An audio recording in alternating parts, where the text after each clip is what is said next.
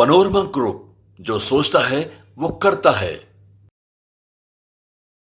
कुछ दिनों पहले मुख्यमंत्री नीतीश कुमार जब अपने आवास से जदयू कार्यालय जा रहे थे, उस दरमियान ट्रैफिक में फंस जाते हैं और उनकी जो काफिला है लगभग 10 मिनटों तक उस ट्रैफिक जाम में फंसी रहती है।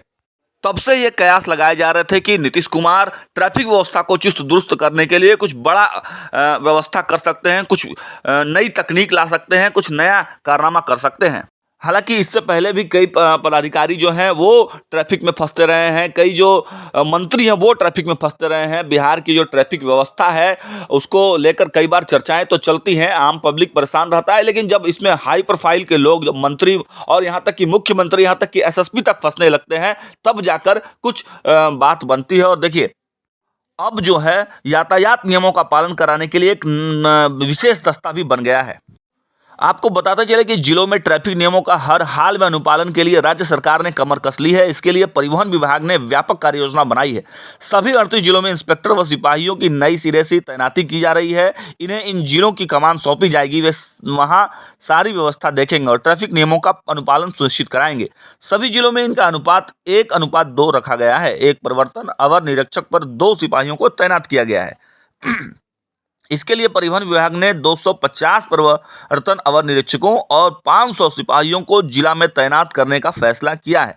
इन्हें पिछले दिनों विभिन्न जिला आवंटित भी कर दिया गया। दरअसल यातायात व्यवस्था को नियंत्रित करने और यातायात नियमों को अक्षरशः अनुपालन सुनिश्चित करने के उद्देश्य से परिवर्तन तंत्र को और प्रभावी बनाने के लिए राज्य सरकार ने 189 प्रवर्तन अवर निरीक्षकों का पद सृजित किया है। इसके अलावा 465 सिपाहियों के पद भी सृजित किए गए हैं। विभाग में इसके पहले प्रवर्तन अवर निरीक्षकों के महज 61 पद और सिपाहियों के 35 पद स्वीकृत थे। इसके कारण यातायात नियमों के अनुपालन में काफ़ी दिक्कतें आ रही थी। साथ ही विकास में विभाग में समक्ष रोजाना नई नई समस्याएं भी पैदा हो रही थी। अधिसंख्य जिलों के नाम मात्र के ही प्रवर्तन अवर निरीक्षक और सिपाही कार्यरत थे। लगातार हो रही परेशानी के कारण सरकार ने दोनों पदों में जरूरत के हिसाब से बढ़ोतरी की है। यहाँ पे आपको बताते चलें कि राष्ट्रीय राजमार्गों पर गलत दिशा से वाहन चलाने वालों के खिलाफ सख्ती होगी।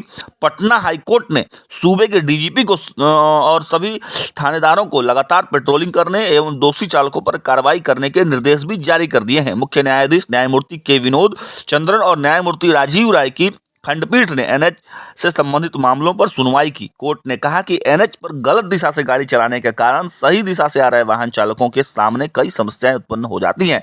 इससे दुर्घटना होने की प्रबल संभावनाएं रहती हैं। जान माल की रक्षा और सुरक्षा करने का दायित्व तो सरकार का है। कोर्ट ने कार्रवाई के लिए डीजीपी को आदेश दिया है।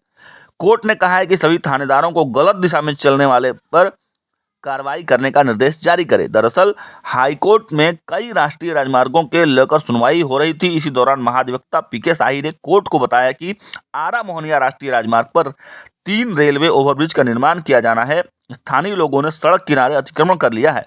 उनका कहना था कि राष्ट्रीय राजमार्ग जैसी सड़क पर स्थानीय लोगों के अतिक्रमण से चालकों को परेशानियों का सामना करना पड़ता है। कई लोग एनएच पर गलत दिशा में वाहन चलाते हैं, जिसका खामियाजा सही दिशा में वाहन चलाने वालों को भुगतना पड़ता है।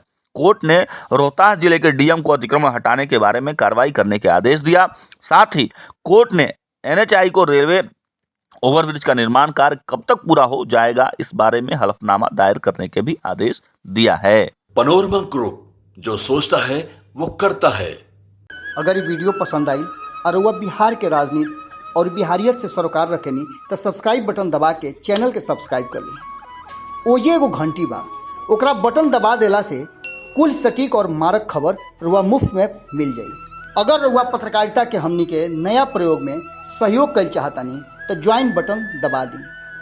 पेटीएम नंबर नोट कर ली 9386816700। धन्यवाद।